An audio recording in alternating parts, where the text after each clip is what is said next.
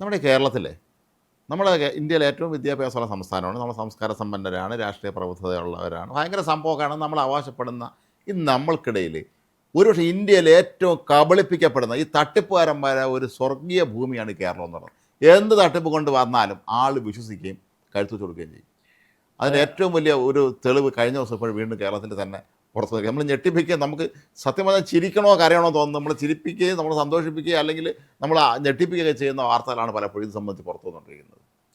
ഇത് ഇപ്പോൾ ഇത് വിവാഹമോചനം വേഗത്തിലാക്കാമെന്നും പറഞ്ഞ് പൂജ നടത്താം. വിവാഹമോചനം വേഗത്തിലാക്കാം, അതിപ്പോൾ ഹൈക്കോടതി അത് വേഗത്തിലാക്കും, അതിന് പൂജ നടത്താം എന്നും പറഞ്ഞ് ഒരു കാസർഗോഡ് സ്വദേശിയായ ഒരു യുവതിയിൽ നിന്നും 13 ലക്ഷം സംതിങ് കാശ് കോട്ടയം ആനിക്കാട് സ്വദേശിയായ, ആലോചിച്ച് നോക്ക്, അങ്ങ് കേരളത്തിൻ്റെ അങ്ങേ അറ്റത്തിരിക്കുന്ന ഒരു സ്ത്രീയെ ഈ നമ്മളെ തിരുവിതാംകൂറുകാരനായ കോട്ടയത്തുകാരൻ ആനിക്കാട്ടുകാരൻ 13 ലക്ഷം രൂപ പറ്റിച്ചു എന്ന് പറയുമ്പോൾ അതും വിവാഹമോചനം ഹൈക്കോടതി വഴിയാൻ നടപ്പിലാക്കി തരാമെന്നാണ് പറഞ്ഞിരിക്കുന്നത്. പെട്ടെന്ന് ഈ മറ്റേ കോടതിയിലൊന്നും കുടുംബ കോടതി കഴിഞ്ഞ ദിവസം ആൻഡോ ട്രീ കട്ടർ പറഞ്ഞ പോലെ കടുത്ത മാനനഷ്ട കേസ് കൊടുക്കുമെന്ന് പറഞ്ഞ പോലെ. അതായത് മാനനഷ്ട കേസിന്റെ കടുപ്പം കൂട്ടിയെടുക്കാൻ ഇത് ചായയാണല്ലോ. നമ്മൾ അങ്ങേയറ്റം അങ്ങനെ പറഞ്ഞത് കൂടിയ മാനനഷ്ട കേസ് കൊടുക്കുമെന്നാണ് പറഞ്ഞത്. അതായത് അത്രയ്ക്കുണ്ട് അവന്മാരുടെയൊക്കെ വിവരം. അതായത് ഈ വിവാഹമോചന കേസുകൾ നടക്കുന്നത് കുടുംബ കോടതിയാണ്. കുടുംബ കോടതിക്ക് മാത്രമാണ് നടത്താനുള്ള അധികാരം കുടുംബ കോടതി രൂപീകരിച്ചിരിക്കുന്നത്. അപ്പോൾ അതിനകത്തൂടെ എങ്ങനെയാണ് ഈ ഇത് വേഗത്തിൽ നടത്തുന്നതെന്ന് എനിക്കറിയില്ല. എന്തായാലും കഴിഞ്ഞ ദിവസം ഇത് രസകരകാര്യം, ഞാൻ സോഷ്യൽ മീഡിയയുടെ പരിചയപ്പെട്ടവനാണ്, നേരിട്ട് പരിചയമൊന്നുമില്ല. സോഷ്യൽ മീഡിയ പരിചയപ്പെടുകയും അവൻ വളരെ പെട്ടെന്ന് തന്നെ ഈ യുവതിയുടെ കുടുംബകാര്യങ്ങൾ ഇടപെടുന്നു, വിശ്വാസം ആർജിക്കുന്നു. കാരണം അവർ സപ്പോർട്ട് പ്രഖ്യാപിച്ചാണ്. ഈ നമ്മളെ സോഷ്യൽ മീഡിയ കണ്ടിട്ടില്ല, ഏതെങ്കിലും സ്ത്രീകൾ എന്തെങ്കിലും അയ്യോ ചാത്തെന്ന് വിളിച്ചു കഴിഞ്ഞാൽ ഉടനെ ഫുൾ സപ്പോർട്ട് എന്ന് പറഞ്ഞ കുറെ ആണുങ്ങൾ ആംഗളമാർ വരും. ഈ വരുന്നവർക്ക് ഇത് എന്താണ് ഏതാണെന്നും അറിയില്ല. എങ്കിലും ചേച്ചി ശ്രദ്ധിക്കണം കേട്ടോ, ചേച്ചി ആരോഗ്യം നോക്കണം. ഇവരോടൊക്കെ കളിക്കുമ്പോ ചേച്ചിക്ക് ഫുൾ സപ്പോർട്ട്. മാത്രമല്ല ഇവർ പല സപ്പോർട്ട് ചെയ്യണം ആരെന്നറിയാമോ, 7 രൂപങ്ങളെയാണ്. അതാണ് അത് അങ്ങനെയുണ്ട്, അങ്ങനെ ഒരു സംഭവം. ഇപ്പൊ ഇത് പറഞ്ഞപ്പോഴേ എനിക്ക് കഴിഞ്ഞ ദിവസം ഞാനൊരു തട്ടിപ്പ് വാർത്ത വായിക്കുകയായിരുന്നു. 20 ലക്ഷം രൂപ ലോൺ തരപ്പെടുത്തി കൊടുക്കാമെന്ന് പറഞ്ഞുകൊണ്ട് അവിടെ 25 ലക്ഷം രൂപ ഒരുത്തൻ തട്ടിച്ചു. ലോൺ തരപ്പെടുത്തി കൊടുക്കാമെന്ന് പറഞ്ഞ് ആ ആളുടെ 25 ലക്ഷം രൂപ ഒരുത്തൻ തട്ടിച്ചു. അതുപോലെ പ്രേക്ഷകരുടെ ശ്രദ്ധയ്ക്ക്, ഇവിടെ നമ്മുടെ ഓഫീസിൽ ഇതിന് അറിയിക്കാനുള്ള ഫോണുണ്ട്. ഇവിടെ ദിവസവും വരുന്ന 10 ഫോൺ എടുക്കുമ്പോൾ 5 ഫോണും ഇത്തരത്തിലുള്ള കവളിപ്പിക്കലിന് ഇരയായവരുടേതായിരിക്കും. ആദ്യം അവരെന്ന് പറയാൻ മടിക്കും, പിന്നീട് അവർ തുറന്ന് പറയും. അല്ല, ഈ വാർത്ത വായിച്ച് എൻ്റെ കിളി പോയി. ചേട്ടാ ഇതെന്താ എനിക്ക് വാർത്ത ആയതാണോ? മൊത്തം ഞാൻ വീണ്ടും 2-3 തവണ വായിച്ചു. 20 ലക്ഷം രൂപ ലോൺ തരപ്പെടുത്താമെന്ന് പറഞ്ഞ് 25 ലക്ഷം രൂപ തട്ടിയെടുത്ത കേസിൽ പ്രതി അറസ്റ്റിലാണ്. കാരണം ഒറ്റയടിക്കായിരിക്കില്ലേ, തവണവസ്ഥയല്ലേ. പക്ഷെ 20 ലക്ഷം രൂപ ഈ ലോൺ തരപ്പെടുത്താൻ പോയാൾക്ക് 20 ലക്ഷം ഇല്ലാത്തതുകൊണ്ടാണല്ലോ ഈ ലോണിന് പോയത്. പക്ഷേ ആ 20 ലക്ഷം രൂപയുടെ ലോണിന് 25 ലക്ഷം രൂപ കൊടുത്ത. പണ്ട് ജഗതി ഒരു സിനിമയിൽ പറയുന്നുണ്ട്, ഈ 50 രൂപ തിരിച്ചു പിടിക്കാനായിട്ട് ഞാൻ 50,000 രൂപ ചെലവാക്കും, എന്നാലും ഞാൻ തിരിച്ചു പിടിക്കുമെന്ന് പറഞ്ഞതുപോലെ ഇതാണ് ഇത് സംഭവിച്ചുകൊണ്ടിരിക്കുന്നത്. എന്തൊരു അവസ്ഥയാണ് നമ്മൾ ആലോചിച്ച് നോക്കും. നമ്മുടെ നാട്ടിൽ സ്ത്രീകൾക്ക് വിദ്യാഭ്യാസമുള്ളവരെന്നാണ് പൊതുവെ സങ്കല്പം. അങ്ങനെയുള്ളവർ ഇതുപോലുള്ള കള്ളന്മാരെ കൃത്യമായിട്ട് അവരെ വായിക്കാത്തുനിന്ന് പെടുന്നു എന്നുള്ളത് നമ്മുടെ നാട്ടിൽ ഇത് റിപ്പോർട്ട് ചെയ്യപ്പെടുന്നത് പോലെ വളരെ കുറവാണ്. ഇതിൻ്റെ എത്രയോ ഇരട്ടിയായിരിക്കും. ഈ സ്ത്രീ 13 ലക്ഷം രൂപ ഇയാൾക്ക് കൊടുത്തു എന്ന് പറയുമ്പോൾ അത് എങ്ങനെയായിരിക്കും കൊടുത്തിട്ടുള്ളത് ഞാൻ ഇപ്പോഴും ആലോചിക്കുന്നുണ്ട്. ഇതിൻ്റെ ഒരു രസകരമായ കാര്യം, നമ്മൾ ഏറ്റവും കൂടുതൽ ഈ സ്വകാര്യ ബാങ്കുകളുടെ തട്ടിപ്പും സഹകരണ ബാങ്കുകളുടെ തട്ടിപ്പും നടക്കുന്ന ജില്ല എന്ന് പറഞ്ഞാൽ കേരളത്തിൽ പത്തനംതിട്ടയിലാണ്. അപ്പോൾ കഴിഞ്ഞ ഒരു 3-4 വർഷത്തിനിടയിൽ നമ്മൾ ഒരുപാട് വാർത്തകൾ ഇങ്ങനെ റിപ്പോർട്ട് ചെയ്തിട്ടുണ്ട്. അങ്ങനെ ഞാൻ ഒരു ദിവസം ഈ പുല്ലാട് എന്ന് പറയുന്ന സ്ഥലത്ത് G&G ഫൈനാൻസിയേഴ്സ് എന്ന് പറഞ്ഞ് ഈ ഫൈനാൻസിയേഴ്സ് പൊട്ടി.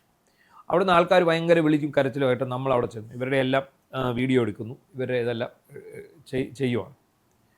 അപ്പോൾ ഞാൻ ഇവരോട് പറഞ്ഞു, നിങ്ങൾക്ക് ഇവർ തന്ന സർട്ടിഫിക്കറ്റ് തന്നെ ഒന്ന് കാണിക്കണം, നിങ്ങൾക്ക് എത്ര ശതമാനമാണ് പലിശ എന്ന്. ഞങ്ങൾക്ക് 12%, 16% ഒക്കെയാണ് പറഞ്ഞിരിക്കുന്നത്.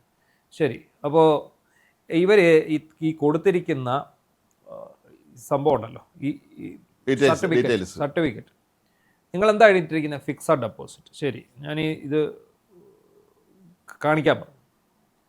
അപ്പോൾ ഇത് ഫിക്സഡ് ഡെപ്പോസിറ്റ് എന്ന് ഇതിലുണ്ടോ എന്ന് ഞാൻ ചോദിച്ചു. ഇല്ല, ഫിക്സഡ് ഡെപ്പോസിറ്റ് എന്ന് ഇല്ല, റെസിപ്റ്റ് എന്ന് മാത്രമേ ഉള്ളൂ. അത് മുമ്പ് ഇവിടെ ഒരാൾ വന്നിട്ടുണ്ട്, ഈ ഈ സ്വകാര്യ ഇടപാട് സ്ഥാപനത്തിൽ നിക്ഷേപിച്ച പൈസയ്ക്ക് റെസിപ്റ്റ് എന്നേ പറഞ്ഞിട്ടുള്ളൂ. അതുപോലെ അവർ ഒരു LLP എന്നുള്ള പേരിലാണ് ഇത് കൊടുത്തിരിക്കുന്നത്. അപ്പോൾ അവർ എന്തിനകത്താണ് നിക്ഷേപിച്ചിരിക്കുന്ന മ്യൂച്വൽ ഫണ്ട് എന്നൊക്കെയാണ് ഇതിൽ എഴുതിയേക്കുന്നത്. എന്ന് പറഞ്ഞാൽ ഇവർ കൊടുത്തിരിക്കുന്ന റെസിപ്റ്റ് ഞങ്ങൾ ഇത്ര രൂപ ഞങ്ങൾ കൈ മേടിച്ചിട്ടുണ്ട് ഇനി ഇത്ര ശതമാനം പലിശ ഞങ്ങൾ കൊടുക്കും, ഇതിൻ്റെ ബ്രാക്കറ്റിൽ എഴുതിയിട്ടുണ്ട്, ഇതിൻ്റെ പലിശയെല്ലാം ഇതുമായിട്ട്. പക്ഷെ അതൊക്കെ വളരെ സ്റ്റാർ ഇട്ടിട്ട് വളരെ ഒന്നിൻ്റെ കണ്ണുപോലെ ആയിരിക്കും എഴുതിയിട്ടുള്ളത്. അപ്പോൾ അതിൻ്റെ ഒരു പ്രശ്നം എന്താണ്, ചിലർ കൊടുക്കുന്നത് ഒരു ഡിബഞ്ചറാണ്. അപ്പോൾ ഇവർ പറയുന്നത് ഞങ്ങൾ നിങ്ങളുടെ കയ്യിൽ നിന്ന് ഈ പണം വാങ്ങി ഞങ്ങൾ വേറൊരു കമ്പനിയിൽ നിക്ഷേപിക്കുകയാണ്, ആ കമ്പനിയുടെ ഓഹരി കൂടുന്നതനുസരിച്ച് കൂടാം, കുറയുന്നതനുസരിച്ച് ചിലപ്പോൾ. ഇനി അതിനകത്ത് ടേംസ് ആൻഡ് കണ്ടീഷൻ എഴുതിയിട്ടുണ്ട്, കമ്പനി പൂട്ടിപ്പോയാൽ ഞങ്ങൾ ഉത്തരവാദിയായിരിക്കും. ഇതൊന്നും ആരും വായിച്ചിട്ടില്ല. അപ്പം ഈ കൊണ്ടുവന്ന ഉന്നത വിദ്യാഭ്യാസമുള്ള ആൾക്കാർ വരെ ഇതെൻ്റെ അല്ല, ഈ നമ്മുടെ നാട്ടിൽ ഈ മന്ത്രവാദത്തിൻ്റെ പേരിലാണെങ്കിൽ ഈ ഇതുപോലെ മറ്റേ ഹൈക്കോടതിയെ കൊണ്ട് ശരിയാക്കി ഞാൻ പൂജ നടത്തി തരാമെന്ന് പറയുന്ന ഇത് കഴുത്തുകൊണ്ട് വെക്കുന്ന ഏറ്റവും വിദ്യാഭ്യാസമുള്ള സ്ത്രീകൾ തന്നെയാണ്, പുരുഷന്മാരും ഉണ്ട്. അപ്പോൾ ഞാനിവരോട് ചോദിച്ചു, നിങ്ങളിത് വായിച്ചു നോക്കില്ല? അവരാകെ വായിച്ചു നോക്കിയത് 12% ഇൻട്രസ്റ്റ് എന്ന് മാത്രമേ. ആകർഷക ഘടകം അത് മതി. ഒരു പണി കൊടുത്ത തുക അതിൽ എഴുതിയിട്ടുണ്ടോ എന്ന് നോക്കും. മലയാളിയുടെ അടുത്ത് ഒരു പണിയെടുക്കാതെ കുറച്ച് വിഷം കുടിക്കാമോ എന്ന് വെച്ചാൽ വാങ്ങിച്ച് കുടിച്ചോളും. ഒരു പണിയെടുക്കാതെ പൈസ. അതായത് ഇവര് ഉദ്ദേശിക്കുന്നത് ചില ആൾക്കാർ ഇത് കള്ളപ്പണം വെളുപ്പിക്കുന്നതിന് വേണ്ടി കൊണ്ടിടുന്നത്, അത്തരക്കാർ പരാതിയുമായിട്ട് മുന്നോട്ട് വരത്തില്ല. ചില ആൾക്കാർ കൂടുതലും ഇതിനകത്തൊരു 90% ഉയർന്ന പലിശ നിരക്ക് കണ്ടുകൊണ്ടാണ് മോഹിച്ച് ചാടുന്നത്. പക്ഷേ ഈ മന്ത്രവാദികളെ പോലെ ഇങ്ങനത്തെ ഈ ധരി സിദ്ധി കൊണ്ട് ഞാൻ ശരിയാക്കി തരാം, ഹൈക്കോടതി കൊണ്ട് ശരിയാക്കി തരാം എന്നൊക്കെ പറയുമ്പോൾ അത് വിശ്വസിക്കുന്ന മനുഷ്യൻ്റെ അവസ്ഥ ഒന്ന് ആലോചിച്ച് നോക്കും. നമ്മളിപ്പം എന്ത് പറഞ്ഞിട്ട് കാര്യം, ഇപ്പം ചില മനുഷ്യ ദൈവങ്ങളിൽ ചില ആൾക്കാർ വിശ്വാസമുണ്ട്. അപ്പോൾ ഈ മനുഷ്യ ദൈവങ്ങളെക്കുറിച്ച് നമ്മൾ എന്തെങ്കിലും പറഞ്ഞാൽ അവർ നമ്മളെ തല്ലിക്കൊല്ലും, അവർക്ക് അതുപോലെ വിശ്വാസമാണ്.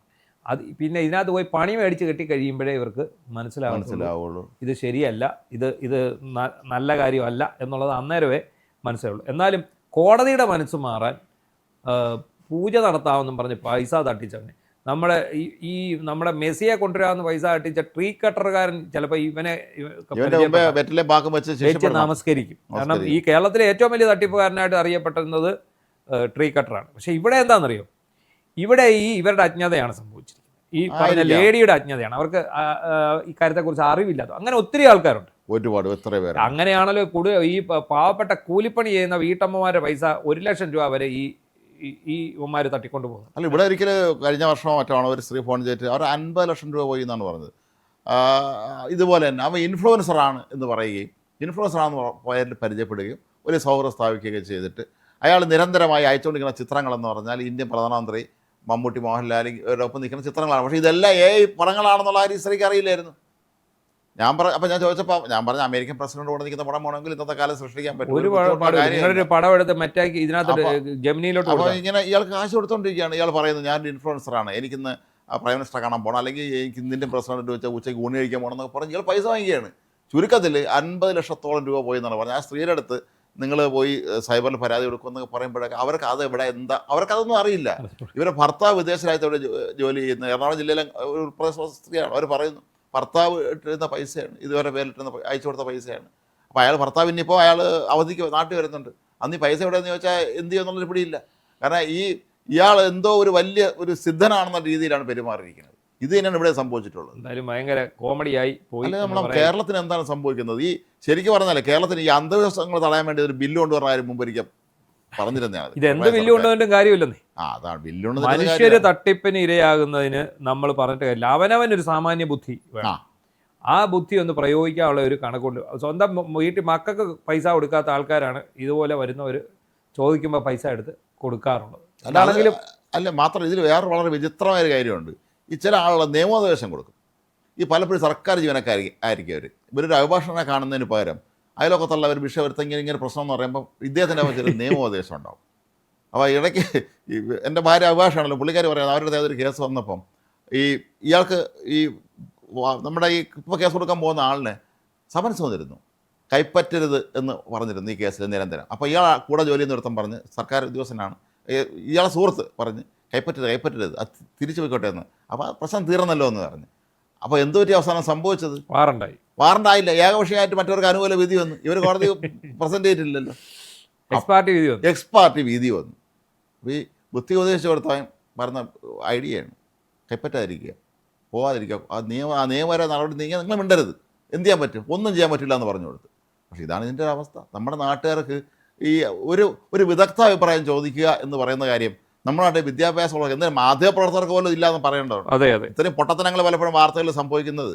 ഒരു വിഷയം വരുമ്പോൾ അറിവുള്ള ആരെങ്കിലും ഒരാളിനെ വിളിച്ച് ചോദിച്ചിട്ട് നമ്മുടെ മൊട്ടയ്ക്ക് സംഭവിച്ചതുപോലെ മറ്റേ കാപ്പിക്കട തുടങ്ങി മുഖ്യമന്ത്രി ഉദ്ഘാടനം നടത്തിയെന്ന് പറഞ്ഞ ബൈമിയ കോഫി എന്ന് പറഞ്ഞ ഈ കാപ്പിക്കടയാണെന്ന് തെറ്റിദ്ധരിച്ച ആളാണ് നമ്മുടെ നാട്ടിലുള്ളത്. ഇവരാണ് മറ്റുള്ളവരെ ഉപദേശിക്കുക എങ്ങനെയൊക്കെ ജീവിക്കണമെന്ന്. രാവിലെ ഒരു 7 മണി വാർത്തയിൽ ഉപദേശം ഉണ്ടല്ലോ, നിങ്ങൾ ഇങ്ങനെയാണ് ജീവിക്കേണ്ടത്. ഈ ചില ഈ ആളുണ്ടല്ലോ, എന്താണ് എൻ്റെ പേര് ഇപ്പോഴത്തെ നമ്മളെ ഈ ആളുടെ ഈ ജീവിക്കാൻ പഠിപ്പിക്കുന്ന കക്ഷികളുണ്ടല്ലോ, ഒരുപാട് പേരുണ്ടല്ലോ. ഇവരുടെ പലരുടെ ഒരുത്തം ചീത്ത വിളിച്ച ഓർമ്മയുണ്ടല്ലോ ആളുകളെ മുഴുവൻ, തൻ്റെ പ്രസംഗമൊക്കെ പച്ചത്തറി വിളിച്ചവന്മാർ വരും. അപ്പോൾ ഇതുപോലെയുള്ള ആളുകൾ ഇഷ്ടം പോലെ വാഴുന്നൊരു നാട്ടിൽ ഇതിനെ എന്ത് ചെയ്യാൻ പറ്റുന്ന ഒരു പിടിയും കിട്ടുന്നില്ല. നമ്മുടെ ആളുകൾ എങ്ങനെ ബോധവൽക്കരിക്കുമെന്ന് ഇനിയും ആർക്കും അറിയില്ല. ഇനിയും ഇതുപോലെ പൈസ പോയിക്കൊണ്ടിരിക്കുമ്പോൾ അതാണ് സംഭവിക്കാൻ പോകുന്നത്. ഇനിയും സംഭവിച്ചുകൊണ്ടേ ഇരിക്കുകയും ചെയ്യും.